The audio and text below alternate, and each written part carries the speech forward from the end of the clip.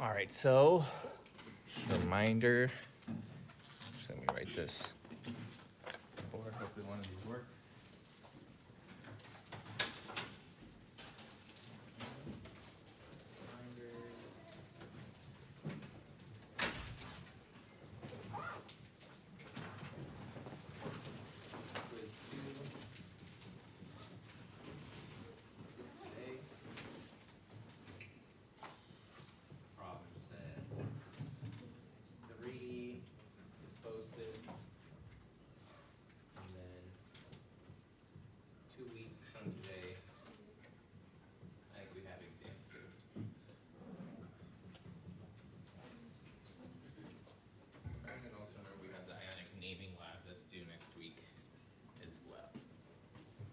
And so I mentioned this week is going to be a little lecture heavy because on Monday we kind of use lab time to lecture. And where we ended off last time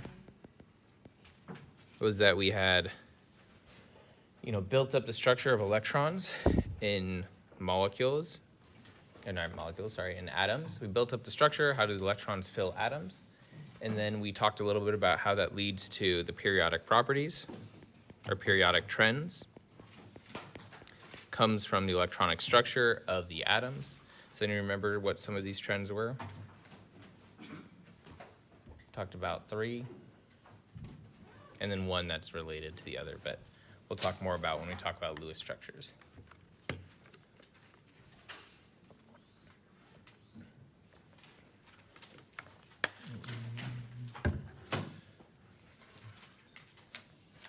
All right, 1 we talked about was atomic size, right? How does the size of an atom change looking at the periodic table? So if we go down a period, what happens to the atomic size? It increases, right? As we go from period 1 to period 2 to period 3, we increase the atomic size, right? Because we've introduced a new principal energy level, which is like another shell of electrons. So like an onion, we've added another layer. So it increases in size. Then we had, not atomic size, we had metallic character. Or actually, before I talk about metallic character, what about going across groups? How did we look at atomic size? Going in which direction? Right, as we move right, so as group number gets larger, we get smaller in size, right? Because we have the same kind of shells, number of electron shells, right? Because we're within the same period. The only difference is now the effective nuclear charge in the center, right? We have more protons, that becomes larger, so it pulls in the electrons more, right? So it pulls in that shell more, so it gets smaller. The next thing we talked about was metallic character.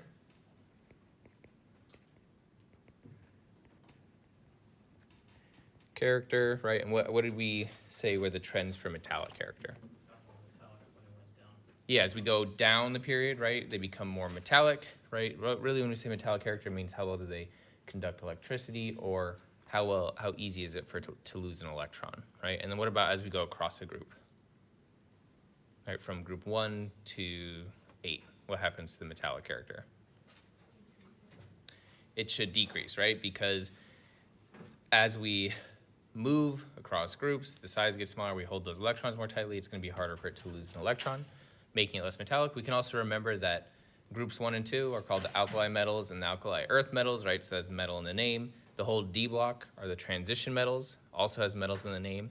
So the bottom left-hand side is going to be the most metallic elements, and then everything on the upper right-hand side is not going to be metallic.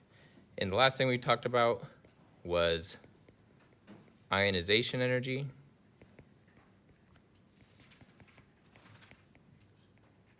And then in parentheses, I put electronegativity because it follows the same trend, negativity.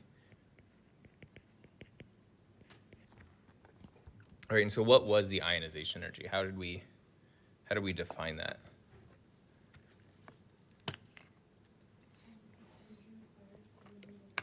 Yeah, it's the energy required to basically knock off one of the outer electrons, meaning whether it's heat, abrasion, right? So actual kinetic energy, something bumping into it, or light. All of those things carry energy with them. Do we have enough energy to remove the outer electrons? Right, so how tightly we hold onto that electron gives us the ionization energy. And what was the trend for the ionization energy?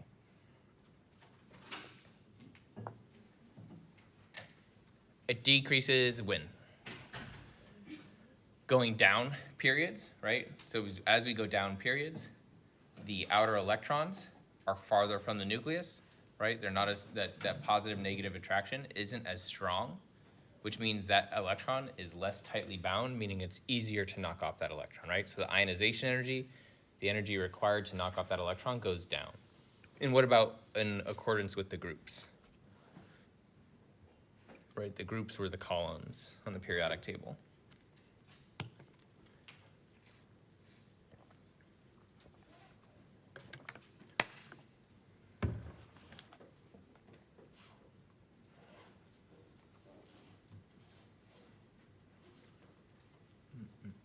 What happened as we go from group 1 to group 8, for example? What happens to ionization energy?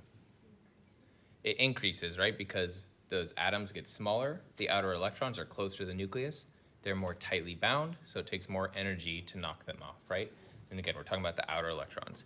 And these follow the same trends as electronegativity.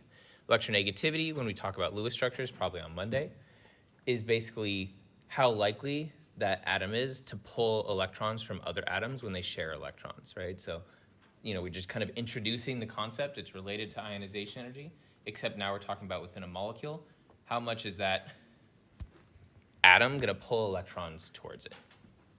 Okay, so those are the periodic trends we talked about.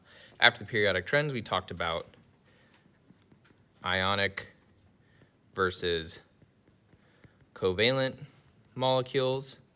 We hadn't finished talking about covalent molecules, but for ionic compounds, how did the bonding behave for ionic compounds?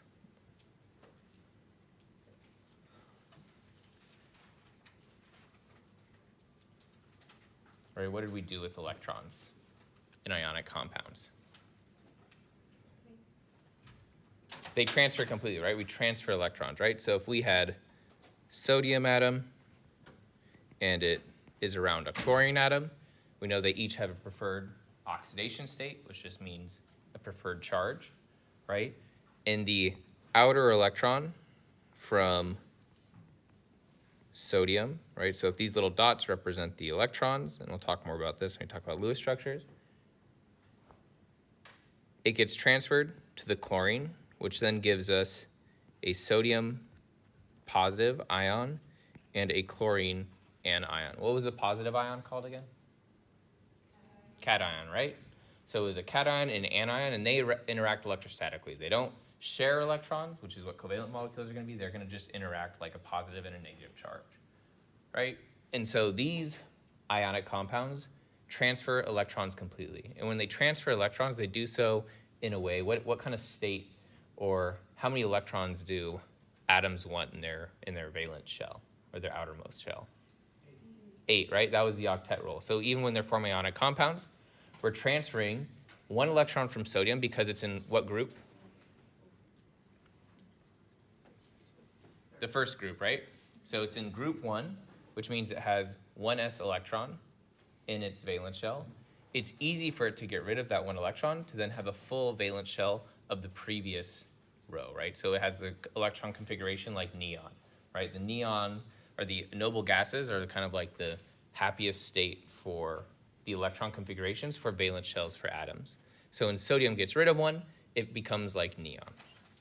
Chlorine, on the other hand, right, has how many valence electrons?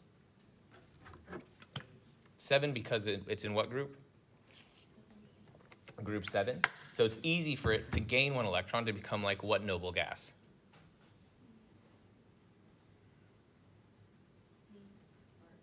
Argon, right? Because if we look where chlorine is on the periodic table, if we gain 1 electron, that's like the same number of electrons that argon has, right? Because it's right next to it. So it looks like argon. So it's happy, gaining 1 electron.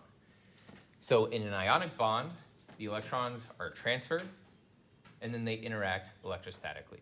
We still are thinking about the octet rule because we are giving up or accepting electrons to look like a noble gas. Right, so electrons are transferred to achieve a noble gas configuration.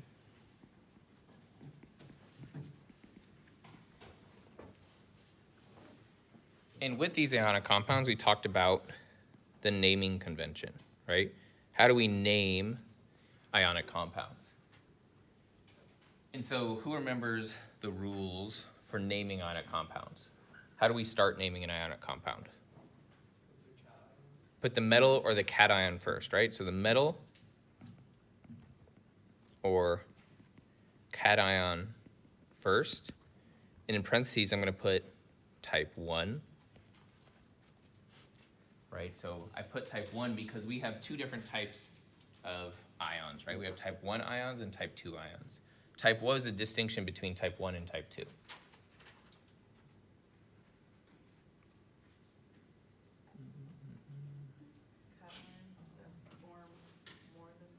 Yeah, so we have type 1 have only one oxidation state, or one charge that they form.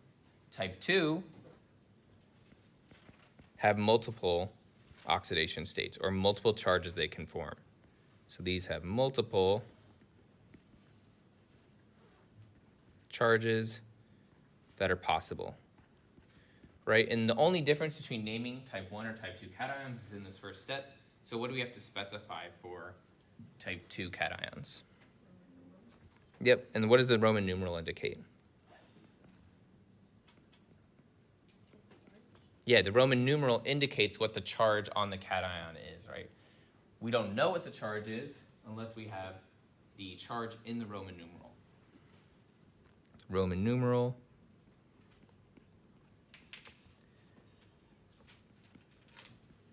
for the charge, right? So an example, if we have sodium, we just put sodium, but lead, for example, we would have to put lead 2 if the charge on that lead was 2, right? Those would be the distinctions between those two.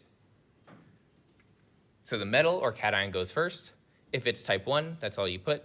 If it's type 2, you just have to specify the charge with the Roman numeral. And then after the metal or the cation, what comes next? The anion, right? So next, then name the anion. And when we name the anion, what do we have to do?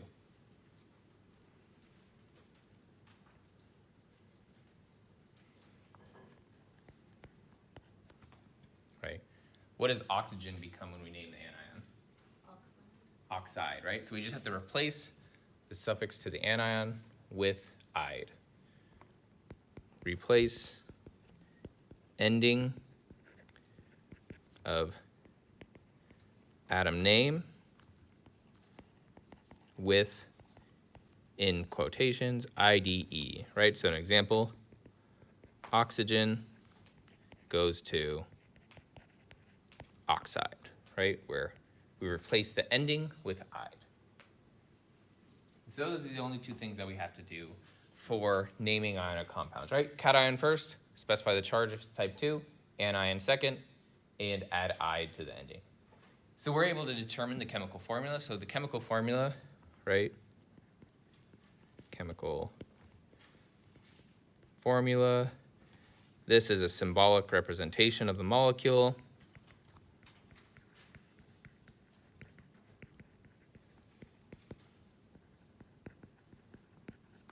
Right, so if we have sodium chloride, for example, that represents a sodium ion and a chlorine ion ionically bonded to each other. In the chemical formula, we don't include charges.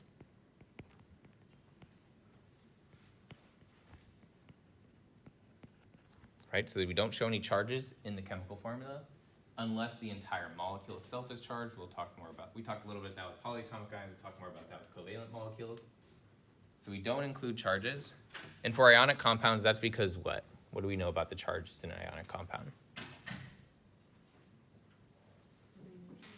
Yeah, the total charge, because total charge equals 0 for ionic compounds. But if we have multiple of each element in the ionic compound, for a given molecule, right? Because that's how they have to add up to get the total charge to cancel out. How do we indicate the number of that element in the chemical formula?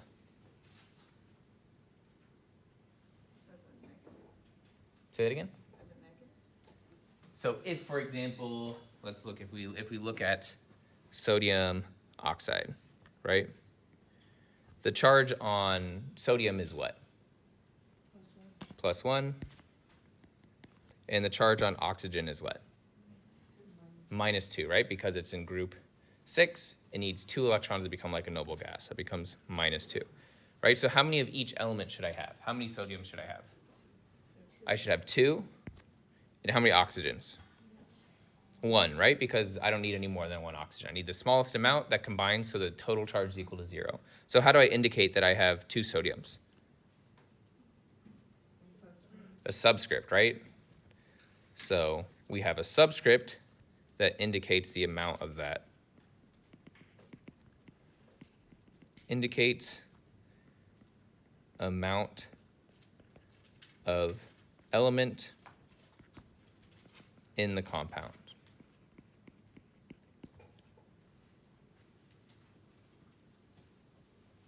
All right, so the subscript tells us how many of that element is in the compound. We don't include charges. Why? Because we know that the total charge on an ionic compound is going to be 0. We can just adjust the amount of each such that the total charge is equal to 0. And that amount is indicated by the subscript of that element.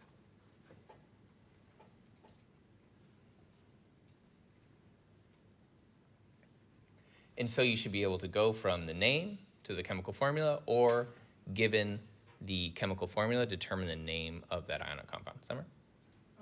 When you put the subscript as 2, Mm-hmm. you're multiplying it to that charge, right? In order to. So yeah, it's because I put the subscript 2 here because I need 2 sodium atoms with a positive 1 charge to cancel out the negative charge on the oxygen, right? I need a total charge to equal 0, so I need 2 sodiums, 2 positive 1 charges to cancel out. So an easy way that you can always get the subscripts, there's only very few scenarios where this won't work, and you'll have to just, it's not that it doesn't work, you just have to simplify the molecule afterwards, is that you can take this value, put it as the subscript for the opposite ion, right? So we take the charge, or the value of the charge for oxygen, put it as the subscript for sodium, and then we take the charge for the positive ion, the cation, and use that as a subscript for our anion. All right, so we can do this, and we put that as a subscript for oxygen. We don't write a subscript 1 because it's implied, right? But this will work in almost every single case. Even if the charge is not +1? Even if the charge is not +1. Why? Because we need the lowest common multiple such that the total charge cancels out, right? So this is going to probably sound, I'm going to say in a lot of numbers really fast right now, but if we have, for example, nitrogen that has a charge of what? I'm going to go to the next page. What's the charge on nitrogen? 3 minus, right? And then we have a charge of, let's say, we use magnesium. What's the charge on magnesium? 2 plus. And we do the same trick here, right? So the cation value goes to the subscript for nitrogen. The anion value of the charge goes to the subscript for magnesium. This gives us Mg3N2. And let's say, okay, well, how do I know the total charge is going to add up all the way, right? So if I just write magnesium, I can make up my own ionic compound, 2 plus, magnesium, 2 plus, magnesium, 2 plus, N3 minus, N3 minus, and I add up all the charges in here. What's the total positive charge here? 6, right? Because I have 3 magnesium atoms that each have a +2 charge. So I get 2 times 3 is 6. And then what's the total negative charge? -6, right? -3 plus -3 because I have 2 -3 atoms. Sorry, I forgot to write the minus sign here. -3 plus -3 gives me -6, so the total charge is 0, right? Because I get -6 and +6, right? So this switching of the charges, right? And remember, when I bring them down into the subscript, I don't include the sign right there, right? Because the subscript indicates the amount. We can't have a negative amount of something in the molecule itself. Right, so this is a way that you can kind of shorthand, always get the appropriate subscripts. However, you just have to make sure that you can't simplify it anymore. Because remember, we need the smallest amount of each so that the total charge cancels out. So let's think about an example where maybe that won't work. So what would lead 4 oxide look like? So why don't you guys see if you can figure out the subscript for that, right? This is going to be a type 1 or type 2 cation. Type 2, right? Because I know it's type 2 because I had to indicate the charge, right? So that means I'm not even going to look at the periodic table for lead, except maybe if I don't know what the symbol looks like, it's Pb. I'll put that just in case you guys don't remember, right? This is Pb. But the charge can be multiple charges, and so the charge has to be told to me in an ionic compound. Right, and what is the charge on that lead? What goes first? Cation or anion? Cation, right? And cations are positive or negative? Positive, right? So cations are always going to be positive, right? So this is going to be lead 4 plus.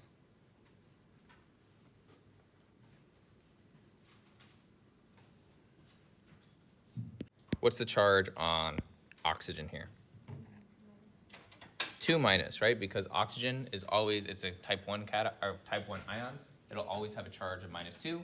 I know because in group 6, I only need 2 electrons to get to a noble gas configuration, right? So I take 2 electrons to achieve that. So what is the chemical formula for this? Right, so I hear a lot of you guys saying the right answer. If we use the previous trick, where we took the 4 and put it here, and then we took the 2 and put it as a subscript for lead, we would get Pb2O4, right, if we did that. But what's the issue with this? And so I heard a lot of you guys say the actual correct answer. So what's the issue with writing this as it's not the simplest possible combination of these. Why? Because I can divide both of these amounts by 2 and still have whole numbers, right? So I can still divide both by 2. Divide both subscripts by 2, and I still get 1 with whole numbers, right? So I don't write 1, but I get O2, right? So that should be the correct chemical formula for lead 4 oxide. All right, so this trick will pretty much work 90% of the time, except when the lowest common multiple isn't equal to the charges that you have. And what does that mean? That just means when I see this, I see that both of these have a lowest common denominator, which would be 2 for these, so I need to divide both of these by 2 to simplify the molecule. And if we wanted to check to convince ourselves that the total charge is equal to 0, we have O2 minus, O2 minus. In this circle here, what's the total positive charge? 4. And what's the total negative charge? -2 plus -2, which is -4. So we have +4, -4. Those cancel out. It should be equal to 0, right? So that's a double check that we know that the compound is neutral. Right. The molecule itself doesn't look like just a jumble of them in a circle like that. I put it that way just to emphasize that, you know, we're adding all of these up to see how the total charge is. It probably has a much more ordered structure than this in a specific shape. Hugh? So when you had switched the numbers around, Mm-hmm. what are those called? The cations or no? These numbers right here, Yeah. these are the charges on the element, right? So this is the charge, and how do we get the charge? From the periodic table. Right, so based off of where it is on the periodic table, that tells you what the charge is going to be. right? So if we look at fluorine, number 9. Fluorine, that entire group, fluorine, chlorine, bromine, iodine, all of those are gonna form -1 charge cations. How do we know that, or what's the rationale? Well, if all of those elements gain 1 electron, they become like the noble gases, which are right next to them to the right. Right, so neon, argon, krypton, xenon are the noble gases. So it's easier for them to gain 1 electron than it is for it to lose 7 electrons. Right, so the specific slide that we looked at last time, where'd that go down? Was, nope.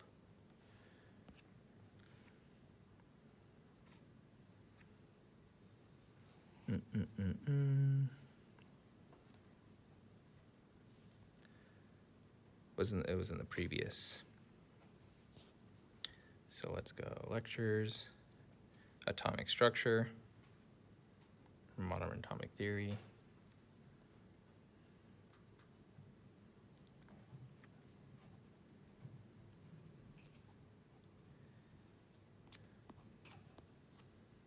Where'd that little chart go?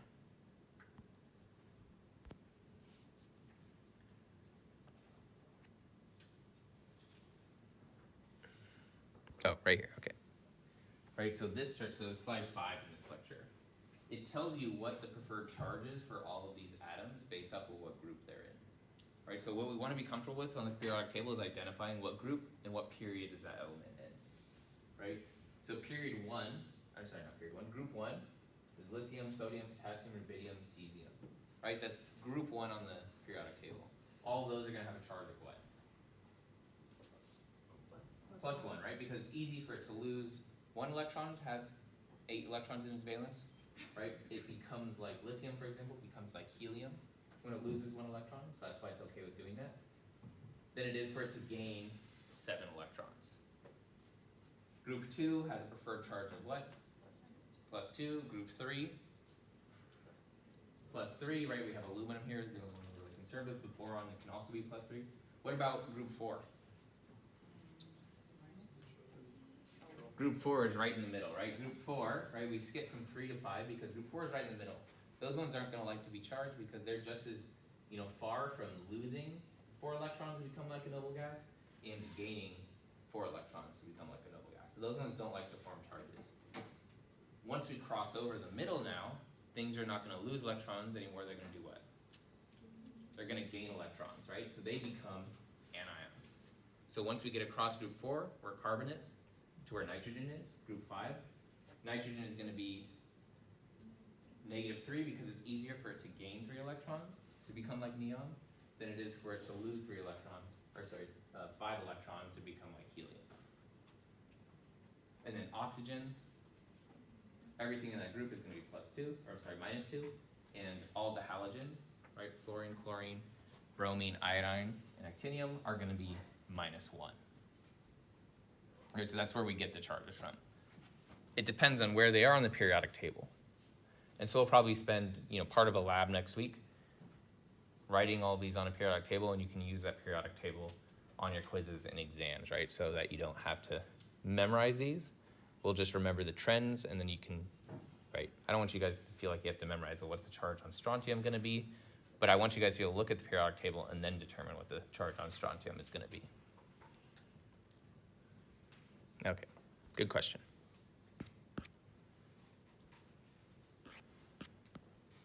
All right, so that's where we ended off last time. That's what your lab and the dry lab that's due next week is all on. It's just gonna be a bunch of practice naming ionic compounds and then getting the chemical formula from the name and vice versa.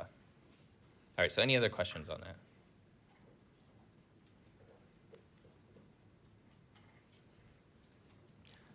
All right, so why don't you guys see if you can figure out for the following type 2 ionic compound, what is the name of this compound? And SN is tin.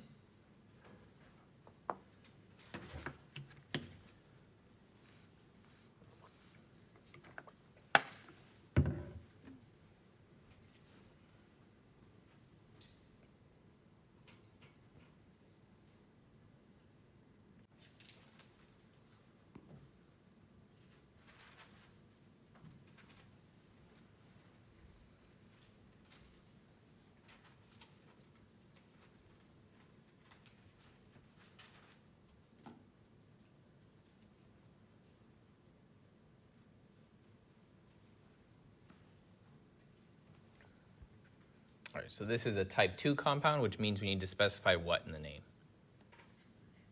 All right, this tells us that we need to specify the charge, right? And how do we do that? Yep, with Roman numerals, right?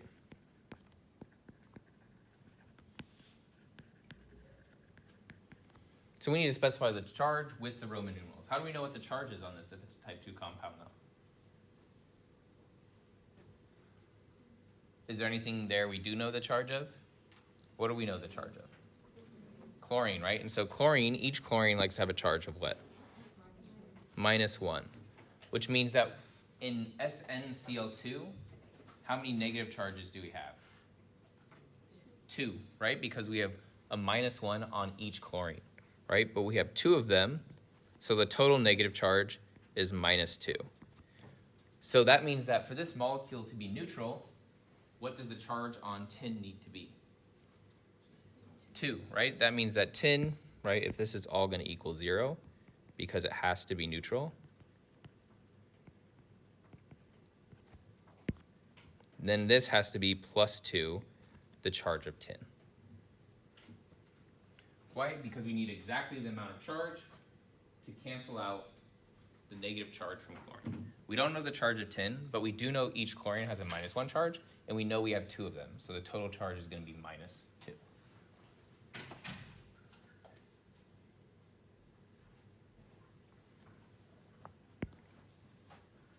Okay, so now how would we name this then? Yep, it would be tin 2, right? Because we put the cation first, which is tin. We put the charge in Roman numerals in parentheses, and we know that it has to be +2. And then we change the ending of the anion to what? Ide, right? So chlorine becomes chloride, right? So this would be the name of our type 2 ionic compound.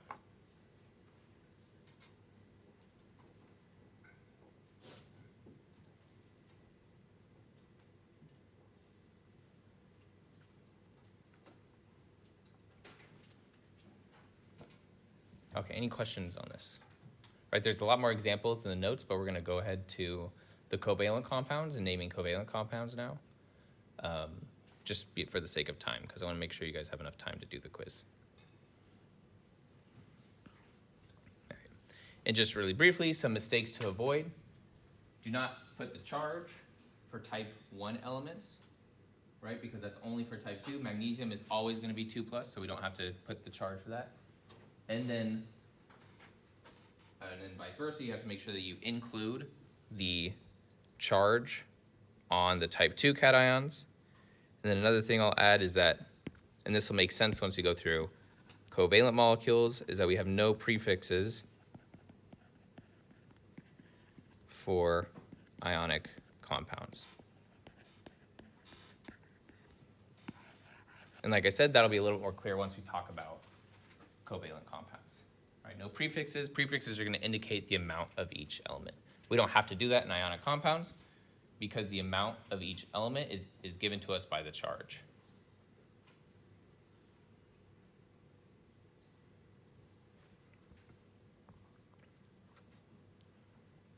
Okay. So covalent molecules, unlike ionic molecules, form when electrons are shared between 2 atoms.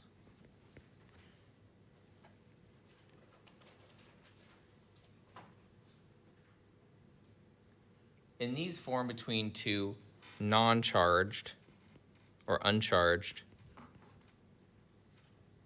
atoms. And so what this, or how we interpret this, is that in each blue sphere here around each hydrogen atom, that represents the electron, right? The electron wave of each hydrogen, right? So there's an electron in each of these orbitals around the hydrogen atom. When we form a covalent molecules, instead of transferring that electron completely, like we did with ionic compounds, we'll now form a chemical bond between the hydrogen molecules. We're now each electron is shared between each hydrogen nucleus. Right, so in a covalent compound, we're not transferring electrons.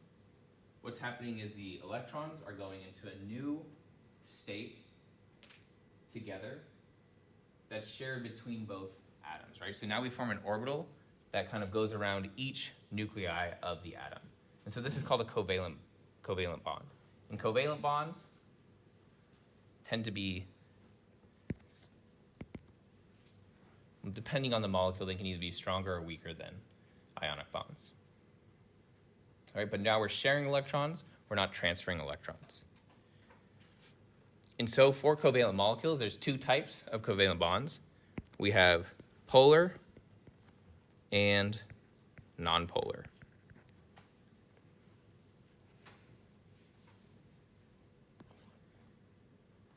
And so this is related to how similar or dissimilar these elements are to each other, right? And when we say similarity, this is related to the periodic trends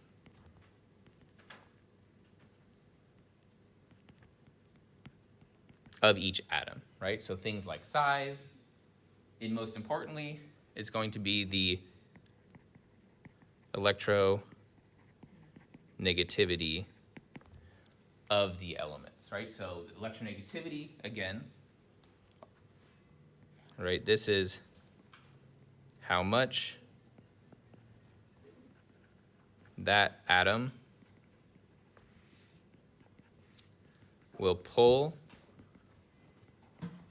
electrons in a bond, right? So electronegativity is how much will that atom pull electrons in a bond. And that might seem a little odd, but if we have two of the same elements, they have the exact same electronegativity. How do we know? Well, they're the same exact element, so their properties are the same.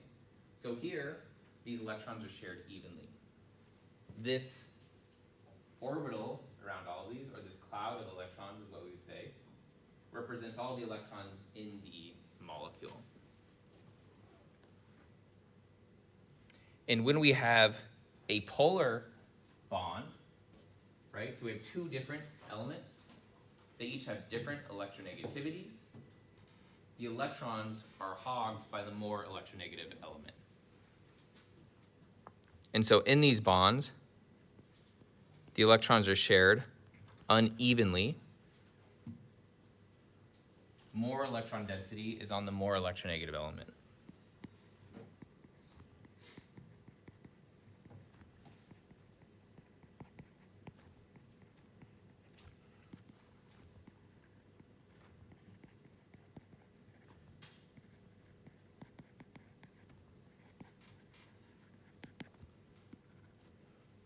And what this does is it forms what's called a dipole.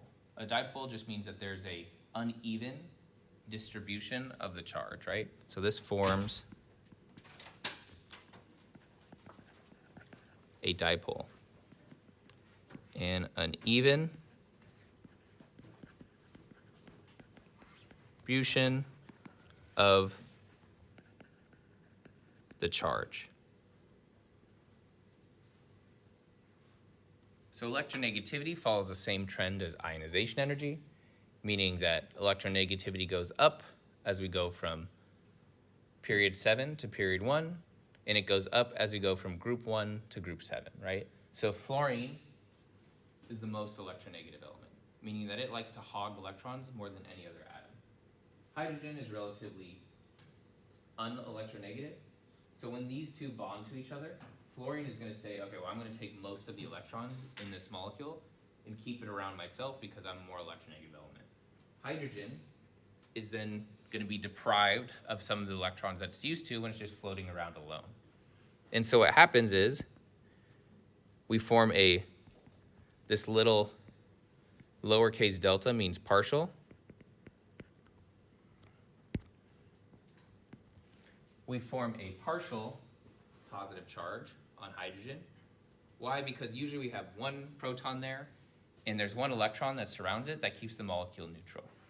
When it's bonded to fluorine, fluorine hogs a lot of that electron, right? So now it has slightly less than 1 electron, right? We say slightly less because it still comes around sometimes, just not most of the time.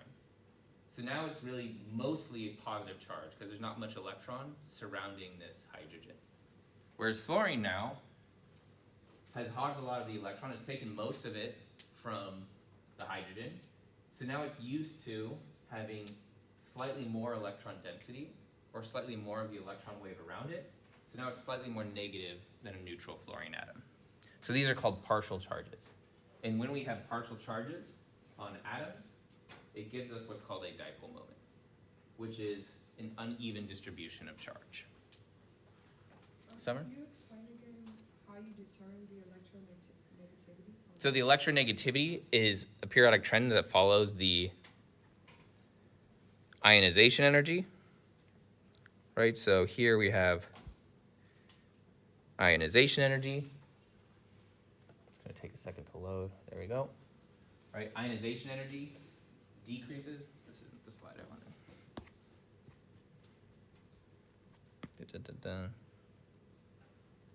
I'll just write it on this periodic table. So ignore this. And as we go up a group, electronegativity increases.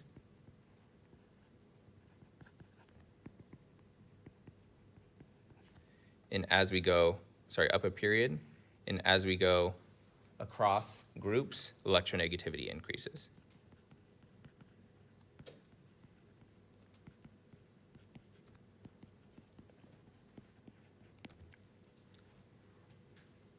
But the fluorine is lower than the hydrogen, right?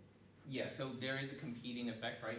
It's hard to compare, for example, fluorine and sulfur just based off of this trend, right? I'm not going to ask you to compare electronegativities of something that's close like that. However, going across groups generally increases electronegativity a lot more Okay. than going down periods. But I would only ask you to compare two things within the same period or within the same group. I wouldn't do something like that.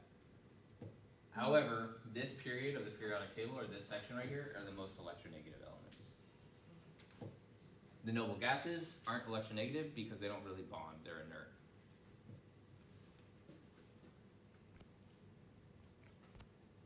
Okay, so that's how we define, a polar bond. All right, and I'll just briefly discuss what the naming convention is.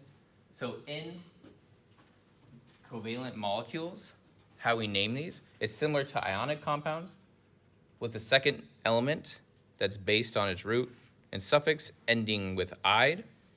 And then we have Greek prefixes that are used to indicate the atoms of these compounds, right? The number of atoms. So if we have something like, let's see, PF6, we put the most metallic element first. We put the most metallic element first, and the least metallic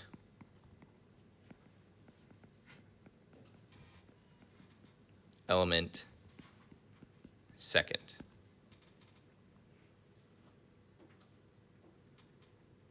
So if we were to look at the periodic table, fluorine and phosphorus, they're slightly close to each other on the periodic table. Fluorine is the most electronegative element, so that's going to be the least metallic element. So that's going to go second, and then phosphorus is going to go first. So we put the most metallic element first, that goes to phosphorus. Since it's the first element, we don't change anything about the name.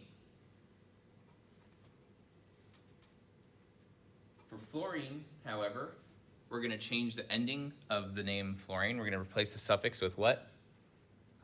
Ide. And then we have to use a Greek prefix to indicate the number of atoms here. How many atoms of fluorine are there in this molecule?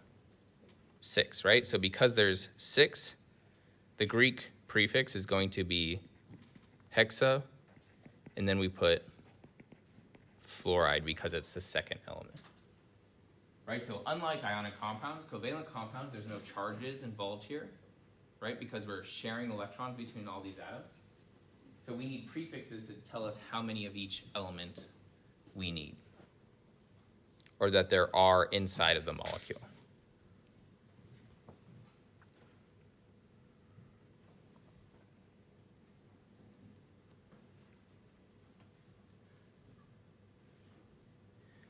And so what are these prefixes? I'll give you guys a second to finish writing, and then I'll introduce them.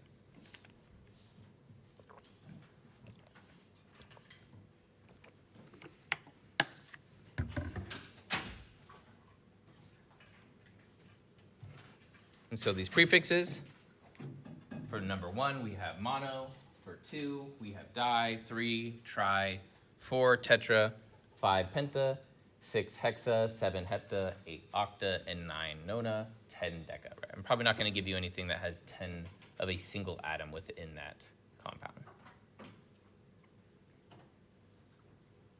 All right, so these are the prefixes. And then with the naming of covalent compounds, there's some exceptions to the rules, like there are with most things in chemistry, right? We don't put mono in front of the first element.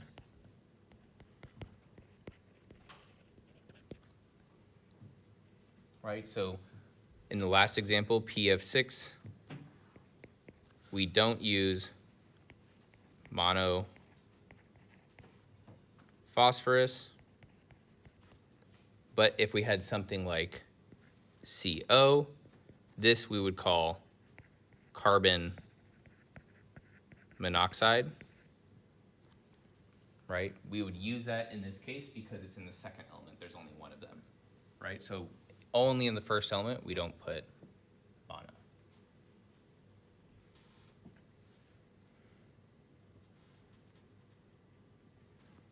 And then the prefixes can go on both elements, right? So if we have something like N2O4, this would be dinitrogen, right? It's the first element, so we don't change the ending. Tetroxide, right? This di tells us that there's 2 nitrogens in this covalent compound. We have tetra because we have 4 oxygens, and oxide because it's the second element.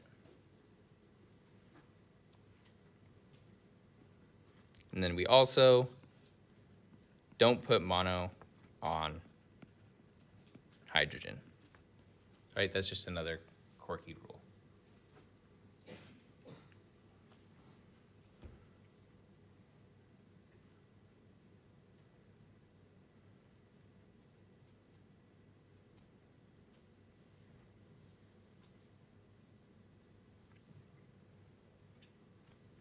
So these are exceptions to the rules.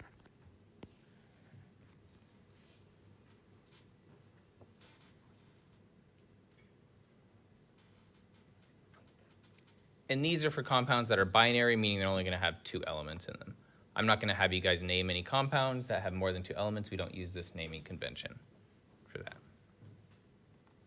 All right, so let's do one quick examples, and then we'll take a break, and we'll take the quiz, and you guys get back. So here we have this following compound. See if you can name this compound. It is a binary covalent compound.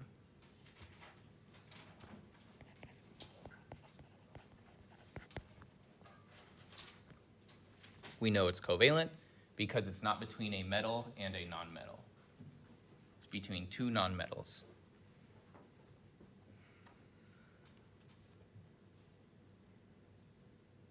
Element do you guys think goes first here? Carbon. Carbon is going to be the more metallic element. This goes first. We only have one of them, but we don't put mono on the first element, right? So it's called carbon. And then what goes second? Di, because we have how many sulfurs? 2. And then sulfide, because it's the second element. Okay, so on the problem set, there's more examples with naming these types of things. We'll talk more about this on Monday, and we'll start getting into drawing the molecules themselves. Right now, they just look like chemical formulas. But on Monday, they'll start to actually have shapes, right? So we'll start to actually see what these molecules tend to look like based off of how we think they bond on the periodic table. All right, so let's